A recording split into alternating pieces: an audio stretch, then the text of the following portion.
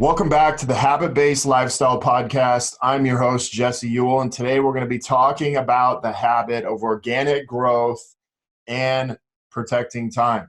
We got a very special guest on today's show that I'm super excited about, Mr. Scott Aaron, who's an internationally acclaimed and award-winning network marketer, best-selling author of 2 books, and getting ready to come out with a third, top podcaster and speaker. Scott is the go-to specialist when it comes to converting traffic, establishing connections, creating residual income, using LinkedIn leads generation, and building a personal brand. Scott, I want to welcome you to the episode. Thanks, Jesse. I'm grateful to be here and looking forward to share some knowledge and giving some of your audience some tangible takeaways to put them into action. Yeah, man, I'm super excited. And can you kind of go through who this episode is really for? Because I think a lot of times we have a misconception on, LinkedIn and some of these other platforms. But who is this really for? It's funny. I get asked that question all the time. And if you're listening to this and your business requires another person, whether it's to purchase a product, hire you for coaching, joining a mastermind, then this episode is for you, because what people fail to recognize that the most important building block to any entrepreneur's business, whether it's network marketing, business coaching, consulting, it's not a click funnel, it's not an opt-in, it's not an email sequence, it's human connection. So I teach people the greatest building block that will never, ever go out of style, and that's creating human connection on the platform of LinkedIn. That's amazing, man. So, I mean, really, if you have a business, if you're an entrepreneur, if you're a network marketer, like, this is something that anybody can do and implement into their business. It's very simple, but like you and I spoke about before, as human beings, we tend to overcomplicate the process.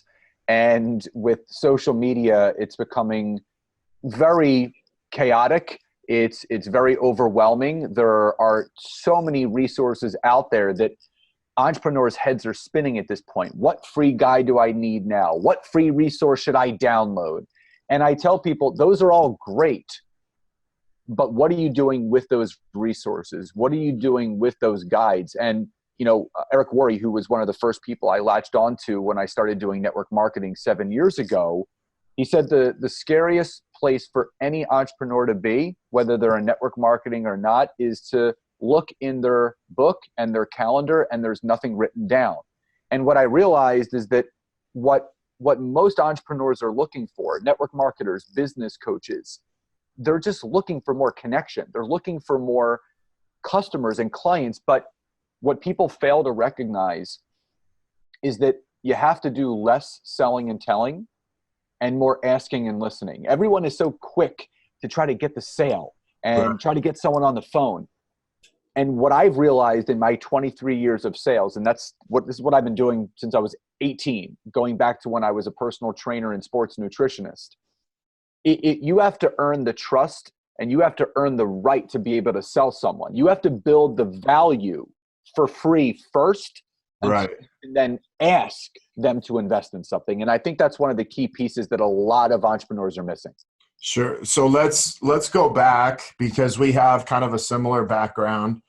We both started as a personal trainer very young, but when did you start personal training, and then what did that teach you going forward when you became, an entrepreneur, and what kind of segue into that? So we didn't talk about this part, but I'm an accidental entrepreneur. So my father was actually the fitness buff. Okay. He just turned 67. He competes globally as a top bench press competitor around the world. He holds about 3 different world records for his age group. He still benches anywhere between 325 to 340 given contests, raw, natural. Wow. And he was the big fitness buff. He got me into bodybuilding, but he's very transparent with his story, and I share his story because it's a part of mine. He was the one that was working out. He is the one that started our first family gym in 1998. And it was basically because he had a bad business deal. He partnered with a physical rehabilitation company where he was managing multiple locations that had him in the middle of a $9.5 million insurance fraud case, which landed my father in federal prison for 2.5 years. And basically, I was at the University of Pittsburgh, and my father basically said, listen, you got to come home, you got to go to college around Philly, and you got to take over the family business. Now, when I did have hair, I had a really big Jufro. I was more of a hippie at heart, and I used to travel the country sing a band called Fish. That was my big. Yeah, dude, I remember them. Yeah, that's what I did. But the hair fell out anyway. But the hair came off, and I was thrusted into this adult role as a teenager in the fitness industry. I was an athlete. I played baseball and basketball my whole life, and I had to learn how to be a leader without knowing how to be a leader. And sometimes the best ways to learn things is by just experiencing it and going through the bumps and the bruises. But what I can tell you is I remember so vividly, behind the front desk of our gym, we had a two-way mirror where you could look out onto the gym floor. And I remember one day when I first started working there, when my dad went away and I was getting trained by the GM that became my GM, and he's 26 and I'm 18. And I saw all these fit people working out, and they looked good and they were happy. And I said, you know what, if I'm going to do this, I have to look the part. I can't say that I'm a gym owner and not look like the part. So between 18 and 21, I fully engulfed myself in the industry. I got my certification in sports nutrition, group fitness, and personal training. And within about 5 years, grew my book of business to a 6-figure personal training business, which to the listener sounds great. Like, oh my God, this guy's making 6 figures as a personal trainer. But Right. for any personal trainer that's listening to this, knows that means I had no life. I was basically training from the minute I got up to the minute I went to bed. And there were so many great things that I learned about being a personal trainer. And I calculated, someone asked me, how much time do you think you spent personal training? And I calculated over my 18 years, it was around 65,000 hours of one-on-one coaching time. And what I realized, I was really good at human connection. I was really good at listening, because as a personal trainer, we ask our clients questions. What are you looking to achieve? Where are you struggling most? How can I help you? So the two biggest things that I learned about being an accidental entrepreneur and personal trainer is, number one, sometimes you're dealt hands that don't look good. That you look at those cards and literally it's the worst hand possible, but sometimes you have to play it anyway and it ends up working out.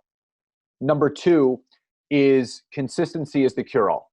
And you hear the analogy all the time, you can't go to the gym once and leave and look like Arnold Schwarzenegger. It's a daily habit. It's a lifestyle, much like what your podcast and your brand is. And people don't realize that whether it's working out in the gym, having a network marketing opportunity, having a coaching practice, it's creating those healthy habits, mind, body, soul, spirit, whatever it is, to create that compounded effect. And the way that I do one thing is the way that I now do everything. I'm basically taking all those lessons that I learned as a personal trainer and as an entrepreneur, and I'm applying it to my new businesses each and every day. Yeah, that's amazing, man. So you start out, gym, you're running a gym, you're a personal trainer, you're working from when you get to work till, probably 8 p.m. at night. I can remember, for about a 10, 12-year period, training about 200 to 240 clients every month. And then I started to, my marriage started to fall apart. Everything just kind of started to fall apart. And I realized that I had to, change some things up. But how long did you go through that phase before you're like, hey, there's got to be a better way and more efficient way to do this? Well, what I can tell you is not quick enough. Between 2009 and 2014, I was married and divorced twice, much because of the lack of work-life balance that I had. You don't realize that, in your head, you're like, I have to work this hard. I have to make this money to support my family. Right. But if you don't have that balance at home, if you're not seeing your spouse, if you're not being there for them, how is the relationship going to grow? My second marriage was, obviously it took a different form because we did have a child together. We are openly co-parenting him. She's an amazing mother. My son is 7.5 now. And I remember, like, I didn't even have time. The mentality that a personal trainer has when you're trading time for dollars, I couldn't take time off. And I was missing seeing my son grow up. I was missing living life. Like you, I was doing anywhere between 65 to 75 sessions a week. And, you compound that every single week, every single month, every single year, it wears on you. And Yeah. I knew, and it was funny. I remember thinking to myself, my father looks up to me now. He's writing books and he's doing all this stuff. But I looked up to him for a really long time. And it got to a point where I'm like, you know what? I don't think I want to be him anymore, because I didn't want to, and he still personal trains. He's still out there doing his thing at 67. And I didn't want to be a 67-year-old personal trainer. I wanted to start creating life on my own terms. And, there were a lot of ups and downs, and emotional maturity had a lot to do with it. And, I now have that emotional maturity to be in a solid relationship. My fiance is my rock. She inspires me every single day. And, we were brought together for a reason. My son loves her very much. And obviously we're going to have a family together, but that work-life balance, I truly understand it now. There's so many analogies, Jesse, that we could talk about. Tomorrow is not promised. Every day is a blessing, and it truly is. And I think what this comes down to for the listener is really taking a look at yourself in the mirror and really asking yourself, not only how do I want to live my life, but how do I want to be remembered? And I took that from my buddy Cody Schuin, who is on my podcast. He wrote a book, and he was a funeral director, and he worked in death, and he's a keynote speaker. He's doing incredible things. But I asked him, I said, what's the one thing that you want people to really take away from your book and what you do? And he says, don't wait for death for your legacy to be left behind. Ask yourself right now while you're living, how do I want to be remembered? Your legacy can be left right now. And I think that's what I started to realize, is that I wanted my son to look up to me in a way where he didn't want to be me. He wanted to be better than me, because I wanted to show him not only what greatness looks like and can be, but give him the confidence and the know-how that if I can do it, you can do it too, but I want you to do it better than me. Yeah, that's amazing, man. And I remember through a program that I was coaching in at the time, we used to take men, because as men, there is no blueprint on how to be a husband. There is no blueprint on how to be a father. And we learn by the mirroring of our father, who learned from his father. And it's kind of like, our dads only did what they were taught by their dad, and it kind of passes down. But when you get to a certain place, I think you're like, man, I don't want to be like, as much as I've looked up to my dad, I don't want to be my dad. Like my dad, did mechanic work, construction work, to the point where he's physically like broken. And I'm like, shit, I don't want to be that when I'm, 65 years old. But it taught me what I didn't want to be just as much as what I did want to be. But I think the key thing is that question you asked. But we used to take guys to basically a cemetery, and we'd sit down with them and we would ask them the exact same question. But they had to write a note to their wife and to their kids about how they want to be remembered. And it was like one of the biggest things that like just changed that guy that whole week. But it's amazing that you bring that up, because, we often think about, well, I want to leave a legacy, but it's like, well, what are you creating today to leave that legacy?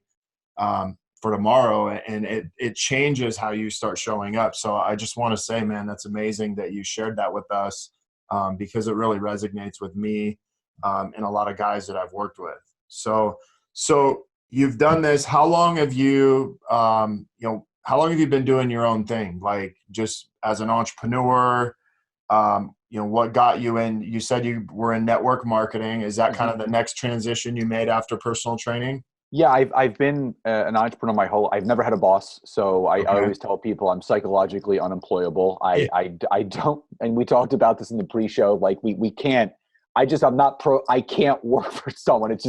It's not like anything that's holding me back where I can't grow. It's just, I'm out. And so, yeah, the first 18 years of my career was spent, owning and running 3 fitness clubs in the Philadelphia area, having my own personal training practice, sports nutrition practice. And I did run boot camps. And then 2013, I did transition into network marketing just because of that psychological unemployment mindset. I believed in multiple streams of income. I was always looking to add to my book of quote unquote business, because someone said to me one day, they said, listen, if you become physically unable to personal train, how are you going to make money? And that question scared the shit out of me, because that's all I had. All I knew was how to exchange time for money. Right. So when I jumped into network marketing, not only I hit the ground running, I had my first $10,000 month in about 22 months. But the biggest thing that I took away from it, and I think honestly, it gets the bad rap because you see all these people, posting and praying and, DMing people, hey girl, like all that stupid stuff that's out there. And I get it. There's a lot of shitty network marketers that are giving it a really bad name, but I did it the right way. I built trust and rapport and relationship with my networks. And I attribute that to my success, but also my mindset. But when I jumped into network marketing, it was a personal development journey with a compensation plan attached to it. The more I focused on my personal development, which I never did, and going back to what you said, as a man, we were not taught to acknowledge our feelings. We were not taught to write down what we're grateful for and I am statements and meditate and all of it. Like a guy just doesn't do that. But as I started reading books and I started to listening to podcasts, I'm like, there's a whole other level to me that I haven't even tapped into yet. And there was a crazy statistic that they said, I think the stat was by the age of 35, the average human being stops progressing and learning, and basically they're on autopilot till the day they die. And I'm like, I don't want to be that. I want to constantly climb that mountain where there is no pinnacle. I want to keep climbing. And I'll go back to something that Arnold Schwarzenegger said, and it was brilliant. He said, you can't climb the ladder of success with both hands in your pocket. And it's so true. Yeah. So when I started reading all these books and I got my mindset right, network marketing gave me the best education that I've ever gotten. And I'm grateful to have my bachelor's in human resources and all the things that I learned in high school. But life is the best teacher you will ever have. And I started really pushing forward. And when I realized that there's this whole online world out there where you can create money online, I was like, oh my God, I'm like, it's limitless potential here. You can do whatever, like, whether it's a network marketing company or your own product and brand. And this was the other U-turn that I took when I exited out of the fitness industry and retired from personal training. What I realized what I loved most was coaching. And what I found was I've always been a salmon in a world of fish. I've always done things a different way. If I was taught to do something, I've always learned it, mastered it, and then figured a better way to do it. That's all. It's just how I am. I need to have my own voice and I need to have my own twist on things. So when I was being taught Facebook and Instagram, which people are still taught in entrepreneurship, it just wasn't feeling good to me. The big thing that I learned is that I was being pulled away from the most valuable thing to me in my business, which was people. I was being pulled away from human connection. I was taught to take a picture, hit post, and wait for people to reach out to you, or DM or message your friends and family and try to get them into your opportunity, which felt slimy to me and I didn't want to do. Right. But you have to learn through that process to figure out what feels best. And that's what really led me to go onto LinkedIn, because I was seeking more professional-minded people. Les Brown says, you're the sum of the 5 people that you surround yourself with. And I wanted to surround myself, even in my social network, with bigger thinkers, higher caliber people, decision makers, people that had the money mindset that people, unfortunately, the ones that do have it on Facebook and Instagram are people like you and me that are coaching and having podcasts, but the general population doesn't. They make about $30,000 a year or less, where the general population on LinkedIn is $100,000 a year or more. And when I started reading all these statistics, and my mom always said to me, and she still does, facts are friendly, Scott. And what she taught me was, if you're going to learn something, get your facts straight. Don't just put something out there because you think you know about it. So I'm a knowledge crammer. If I want to learn something, I'm going to go read blogs, I'm going to go read articles, and then I report back to what I found, how I implement it, and how it's helped me. So whenever I coach, whenever I teach, whenever I speak, it's always factual-based things that I utilize myself first, because I had to go use LinkedIn first to succeed with it before I even got the right to teach it. So the best teachers are the ones that actually got their success from what they're now teaching. Yeah, that's amazing. Yeah, I call that learning, living, and then leading. So first you got to learn it, then you got to live it, and then you have the permission to lead it. So, dude, that's amazing. That one of the key things that I really heard you say is like, listen, like, learn about whatever you're going to learn about, dive into it, but then also extract out of it kind of like master your own way of doing it. And, I can kind of attest to that, because I'm the type of guy that, if I get hooked on learning something, I'm like, I'm going to learn everything. I'm going to read everything, and I'm going to extract a better way to do it out of it. Just because that's how I'm wired that way too, man. Like I totally like relate to that. So I know I don't know another way, because between you and me, there's a lot of people just selling just junk out there right. right now. And I remember having a call with my first online marketing manager. We worked together for a couple of years. She's from Canada. She's worked with some big, she's worked with Lexus and just a lot of big companies. And I just said to her, I said, listen, I have so much value. I have so much knowledge. Even the free things I give away, I give people the keys. Like, I'm not hiding anything. And I said, there's just so much junk out there. I just need to get into this space and really, spread myself around in the right way where I'm leaving people better. I always believe in giving as much as you can, because you will get back what you deserve. And I think right now people are doing the opposite.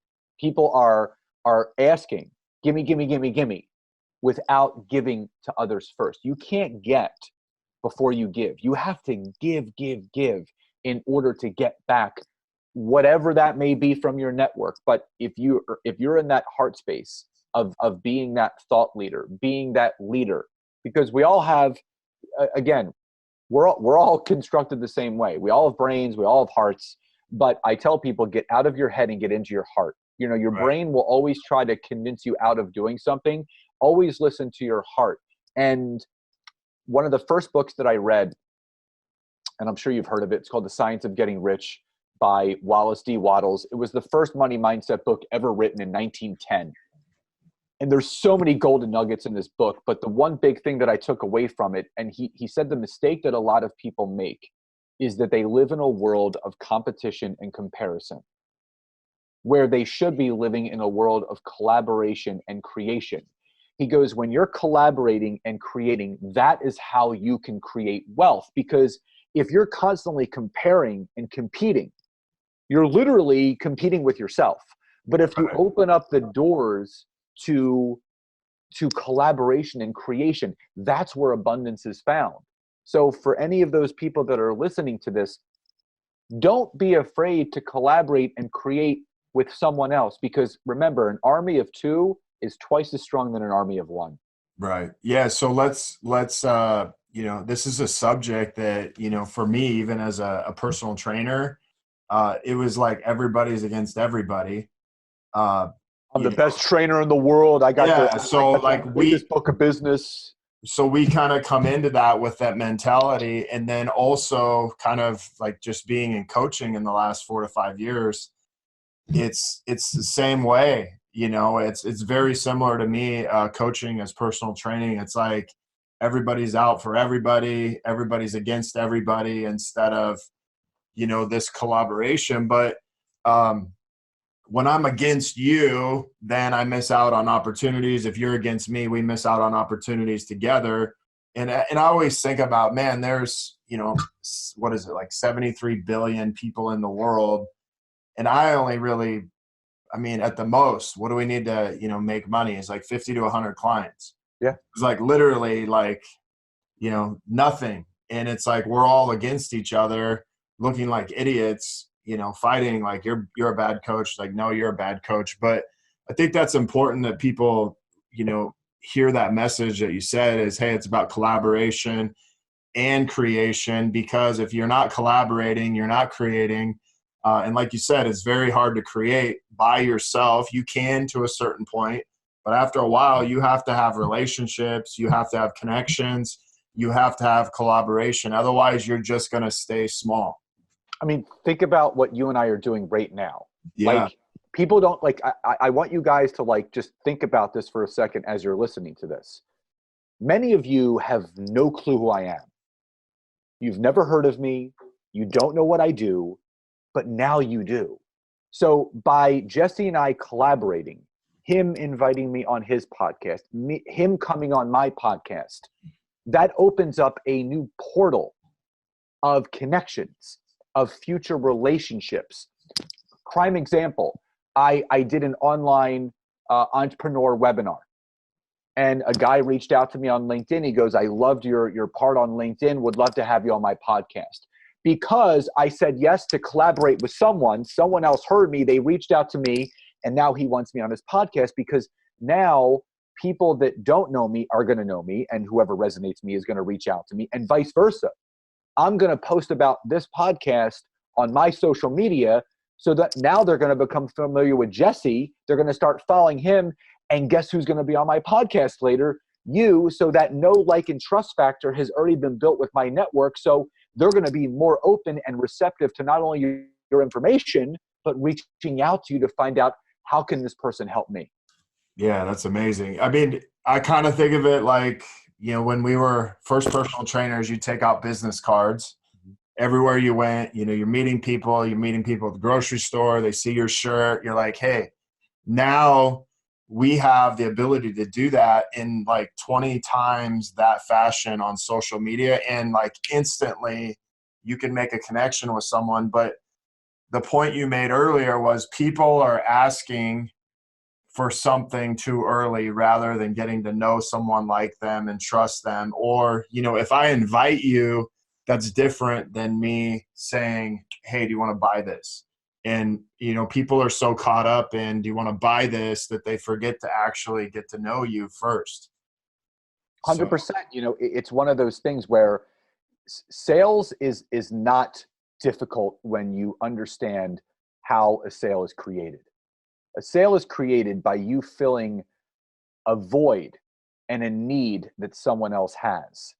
But you have to decipher, by speaking to that person, what their need is. And that can't be done unless you start to form a trustful and open relationship with that person. And that's not done through sliding through someone's DM and sending them a link to go schedule a call or watch this video, or sending them some drunkalog message on LinkedIn or Facebook telling you all about what you do and this, that, or the other. It's about getting on the phone with someone, learning about them. And if you're a good listener, because the less you talk and the more you listen, the more you're going to learn, you can actually see connecting points between the person that you're looking to connect with and what you can offer without having to offer. Because the sale actually comes from your story. When you can connect your story to someone else's story where there's a need or a void and there's a gap, and your story fills that gap, they're going to then have some sort of organic want for what you're offering without you even having to offer it. Perfect example. I did a pod swap with my now good buddy, Eric, and we did a discovery call, and he came on my podcast. I came on his, and he didn't really know the depths that I knew about LinkedIn. And he was just asking me questions on the podcast. We stopped the recording, and he said, dude, we need to set up another call, and I need you to talk to my two business partners because we could really use you. And they ended up hiring me. And Wow. So there was no pitch at all. It was a message on LinkedIn that led to a discovery call, that led to a pod swap, that led to another discovery call with his two business partners that led to the sale. That's 6 touches. But it was all in a matter of 2 weeks. But there was never me saying, hey, here's what I do. You want to hire me? It was just adding value. And then they asked, how can we work with you?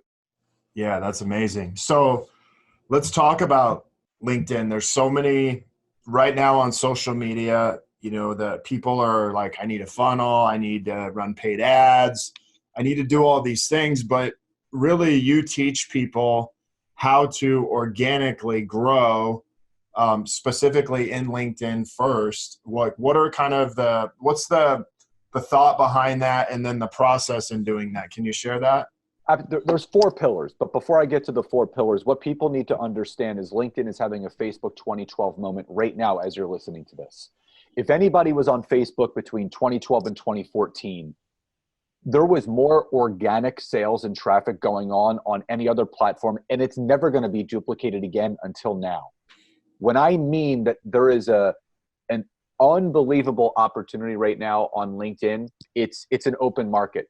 It's completely underutilized. It's the oldest social media platform. So Gary Vaynerchuk, for you guys that are familiar with him, he's been going off on LinkedIn the last year and a half. I've been talking about it for 5 years, but no one knows who I am. That's why they're not listening. But now people's heads are turning because Gary Vee's saying, get on there, start producing content. And he's right.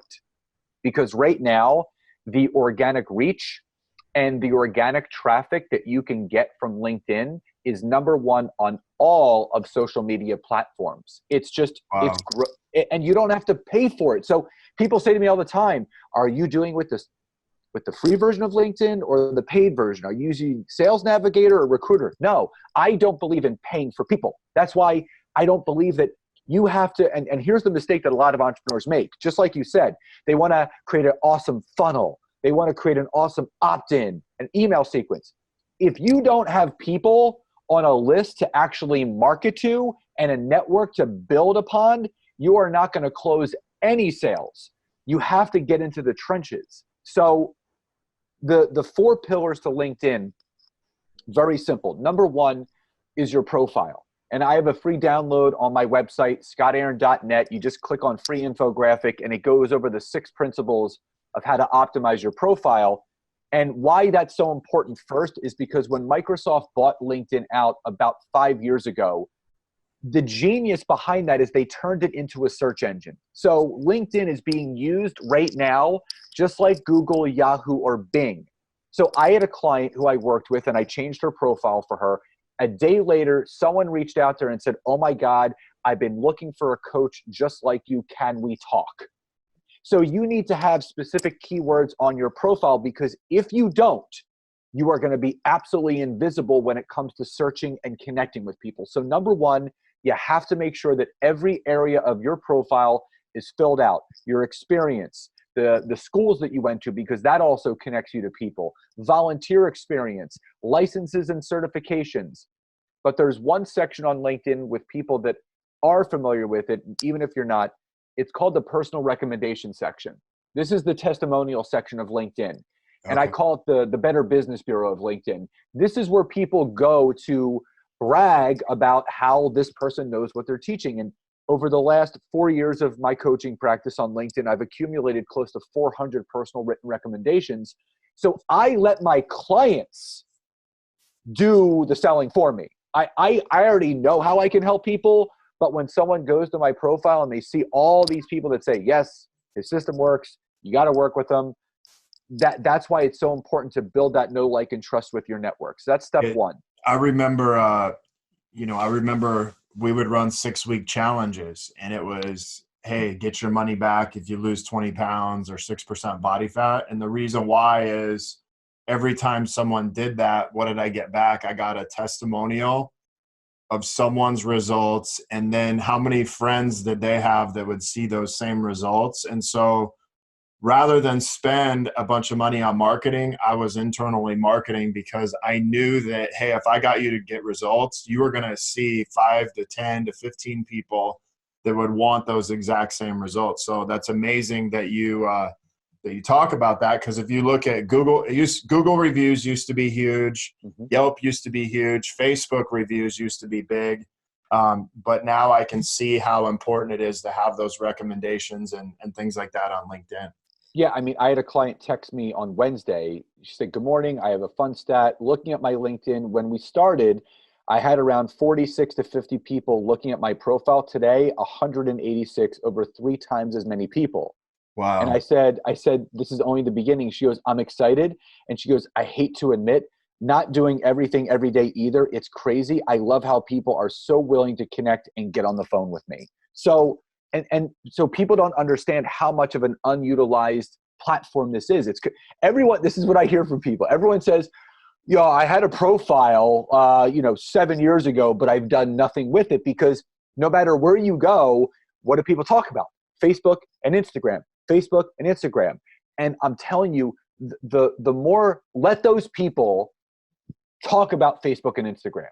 Right. You be the salmon in a world of fish and start plugging away and being that content creator and that thought leader on LinkedIn, because the second pillar is building that network. You can build your ideal network. I've grown my network from 500 to just under 28,000 connections. Oh my in gosh. 3.5 years. You're allowed 30,000 organic connections, but here's the beauty of it. The way to get engagement on LinkedIn is building a network that looks like the person that's going to most likely engage and buy from you. So if you know your avatar, if you know the person that is going to most benefit from what you're putting out there and what you have to offer, all you have to do is start connecting with those types of people. So I'm going to use myself as an example. If I constantly build my network with other podcasters, other business coaches, other network marketers, and I start writing my content geared towards those people, they're going to engage, because I'm adding value to the platform that we're connected on. Right. Making sure that you build that network, not with you in mind, with the other person in mind. If you were the ideal client, would you accept a connection from me? So that's what you need to think about, is like, who do I need to connect with? Who's my mirror image? Because one of my first mentors, she said to me, she said, Scott, you have to wake up every day, look yourself in the mirror, and ask yourself, how am I going to connect with me today? And it was like a lightning bolt. I'm like, that's it. When I was building my network marketing business, my avatar then were gym owners, personal trainers, nutritionists, and studio owners. So what do you think I did? I started building a network that looked like me, where I would get the person on the phone and we would have a relatable story, because every trainer knows the life of another trainer. It's Right. no different. You're just doing it in a different studio. So that's the third part, is messaging people the right way. And this goes back to something that I said a few minutes ago. Don't verbally vomit all over people. Look to connect. And there's a 3-step process. It's very easy. It's stating the person's name. Hey, Jesse, great to be connected to you. Then the second part is looking to connect with them, stating why you want to talk to them without mentioning any sort of sales pitch or opt-in or anything. I saw that you also have a podcast, would love to hear about it anytime. And then you finish with a call to action, anytime to get on the phone to hear how we can support one another here on the platform.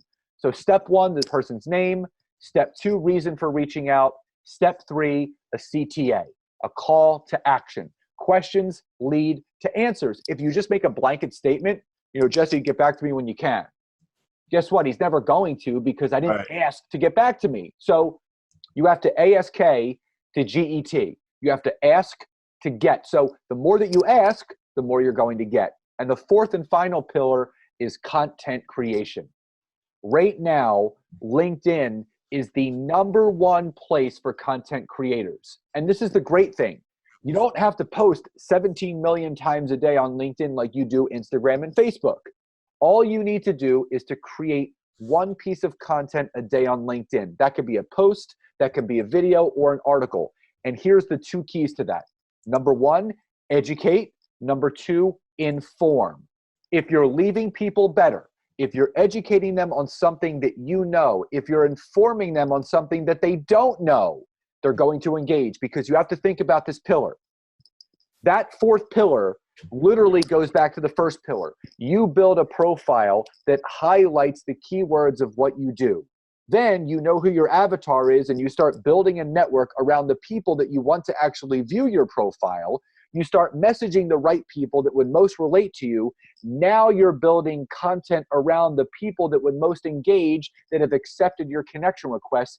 And now you have this nice spinning wheel of organic creation, organic connection, that eventually that wheel will spin fast enough, it will start spitting money out. Yeah, that's if you're listening to this, like, you may want to go back and listen to those four pillars again. So thank you for that, man. That's a lot of value, especially for free. So let's get into your book. You know, you have a book, and it's called the LinkedIn Book for Network Marketing. What is this book? Who's this book for? What does it teach you to do? You know, the great thing is, when I released this book, it wasn't supposed to be called this. So I think the original name was supposed to be Get LinkedIn to Get Unlocked or something. And then I had a client reach out to me, and she goes, there's another book on LinkedIn called Unlock LinkedIn. And I'm like, oh shit. I think so. I didn't want any copyright infringements.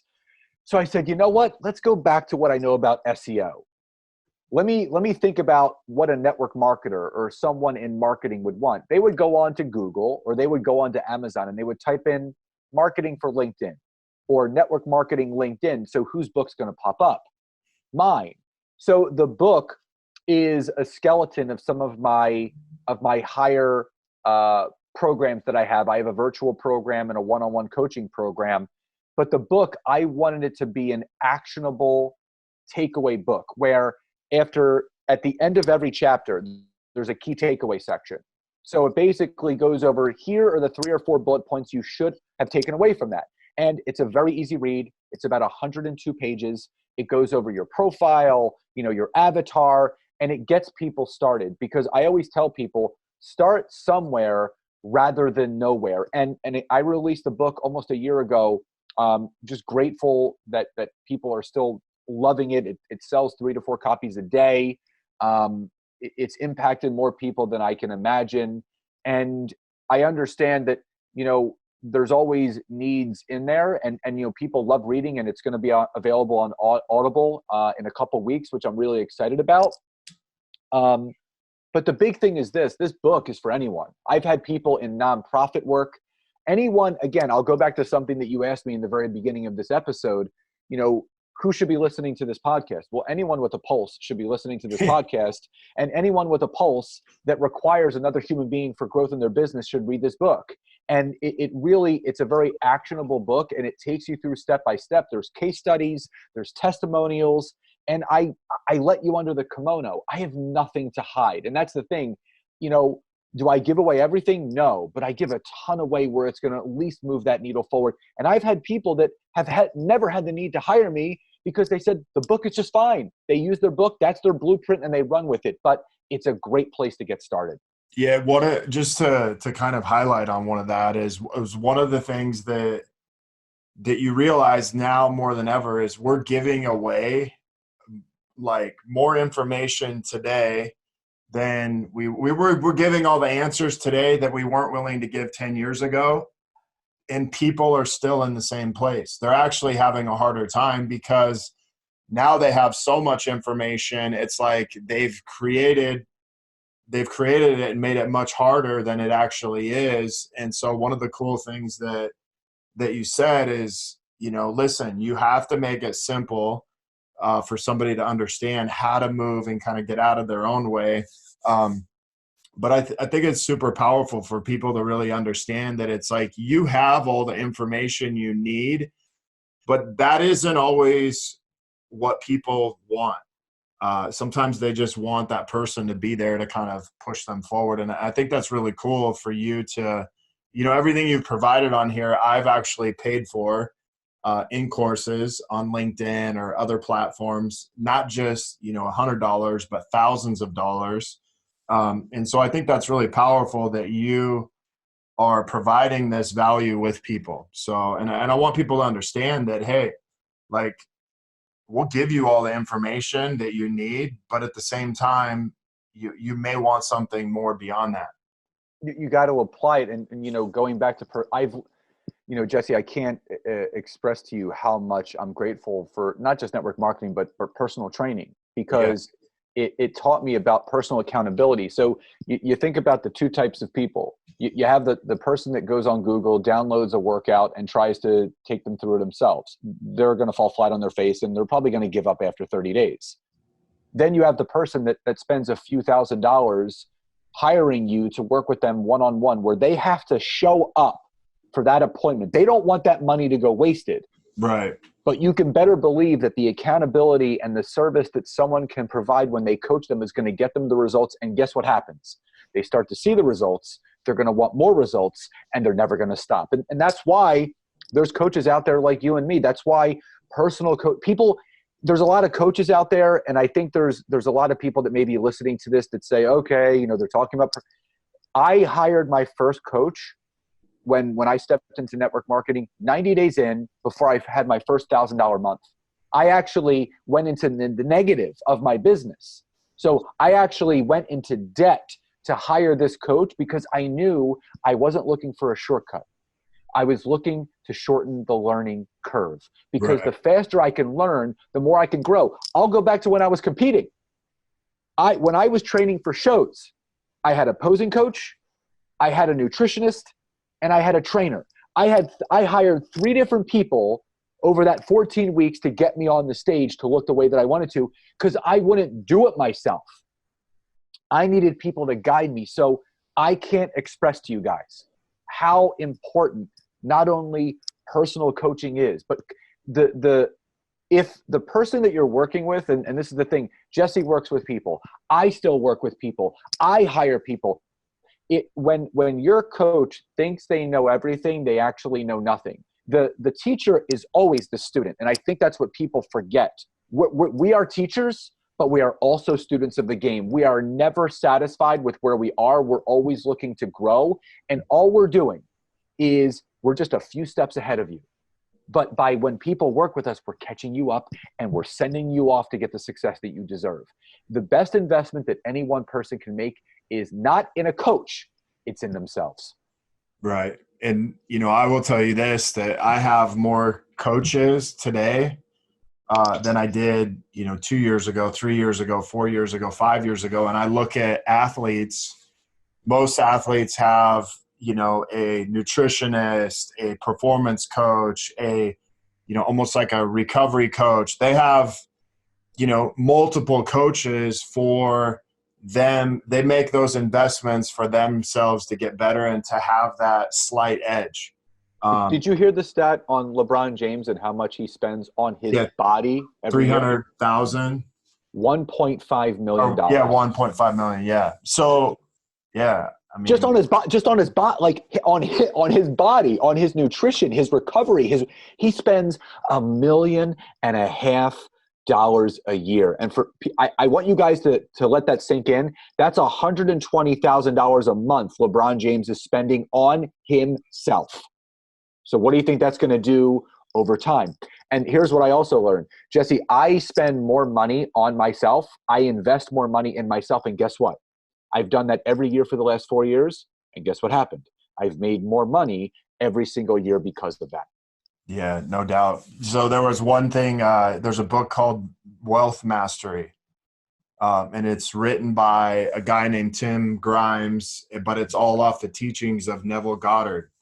Guy was on my podcast because I took this concept from him. Is he said you're either every second of the day you're either spending or investing, and we're either spending in thought, time, money, energy, or we're investing in time, thought, money, and energy.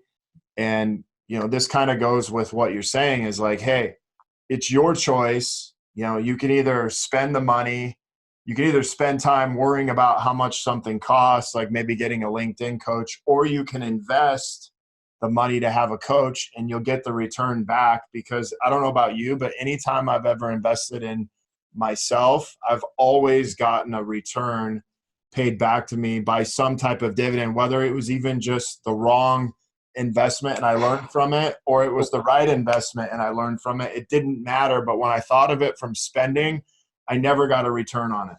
100. There's a lesson in everything. And, I was in a high level mastermind all last year that was, the investment was a down payment on a house. Right. And it scared me to death. But my fiance said, listen, you have to do this. Like, you're ready. And you better believe I squeezed the juice out of that mastermind. Every drop that I could squeeze out of it, whether it was networking or masterminding with people or collaborating. That's the thing. Everyone, when they make an investment into a coach, they think that the return on the investment is in a dollar value. Sometimes the ROI of your investment may not be a sale. It may be another connection. It may be a collaborational. It may be a podcast interview that leads to something else. Or like you said, it might be the wrong investment that teaches you one of the greatest things that you can learn, which is a lesson. The more lessons that you learn, and something that I always tell people, your failures always open the doors to your successes. So the more often you're willing to fail, the more often you're going to learn how to succeed. Yeah, that's amazing, man. So you also have a podcast, and it's called Network Marketing Made Simple. Is that what it is? Yeah, Okay. It's on iTunes, Spotify, Google Podcast, all the major podcasts. Yeah, so if you're listening to this, you have a heartbeat or a pulse, definitely go check this out. Scott is like literally giving you guys so much value today. I'm about ready to push pause and then come back and re-record this and actually charge you guys to listen to it. So if there was one habit you would pride your success on, what would it be, man? Protecting my time. And this is something that my fiance helped me with last year. And here's the interesting thing. The less that I've worked, the more money I've made. I started protecting my time last year. I don't do anything before 10 a.m. Eastern. So my fiance and I, we wake up at 6. We take the dogs for a walk. We go to the gym. We come back. We make coffee, have breakfast, sit down. We talk about our day, and nothing happens before 10 a.m. And now I've basically put in. I don't do anything past 7:30 at night because I need 6 hours in the morning and I need 3 or 4 hours at night for me to unwind. So if I can give myself 10 hours a day where I'm just focusing on me and caring for me. And again, I don't do anything on the weekends either. So my success is based on 5 days a week.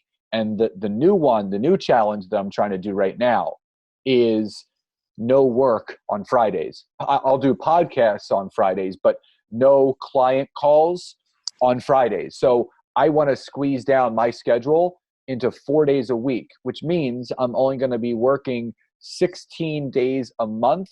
And if you compound that over a year, that's under 200 days a month that I'll actually be working. So I'll have 165 days off a year. Wow, that's amazing, man. I think protecting your time, especially the first thing you do and the last thing you do before you go to sleep, and the first thing you do when you go get up.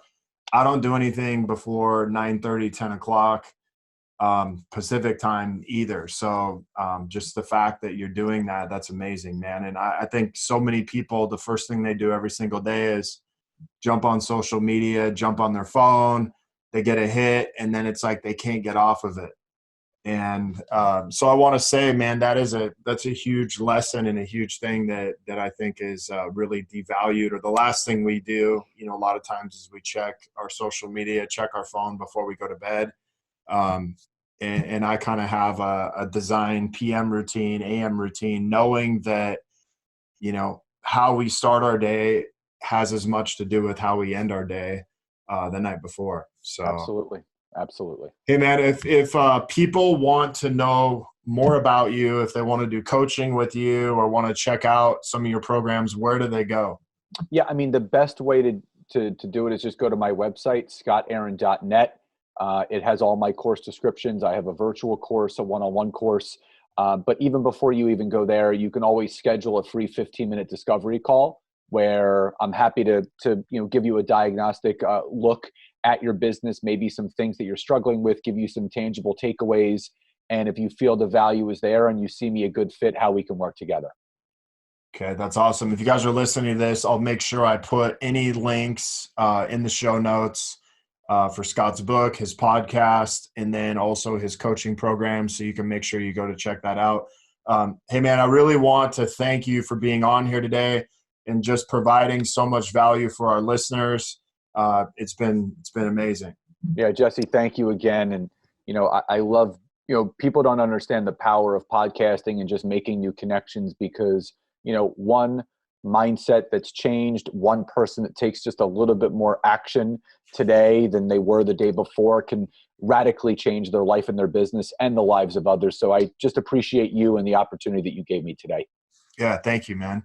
If you guys are looking to connect further with a group of like-minded people, join myself and so many others in the Habit-Based Lifestyle Secrets group on Facebook, where I will be dropping daily habits to help you live to your full potential. If you want to be one of our next case studies and begin living this habit-based lifestyle, check out habitbasedlifestyle.com, or you can email me with questions, comments, or requests, Jesse@habitbasedlifestyle.com. Until next episode, have a great day.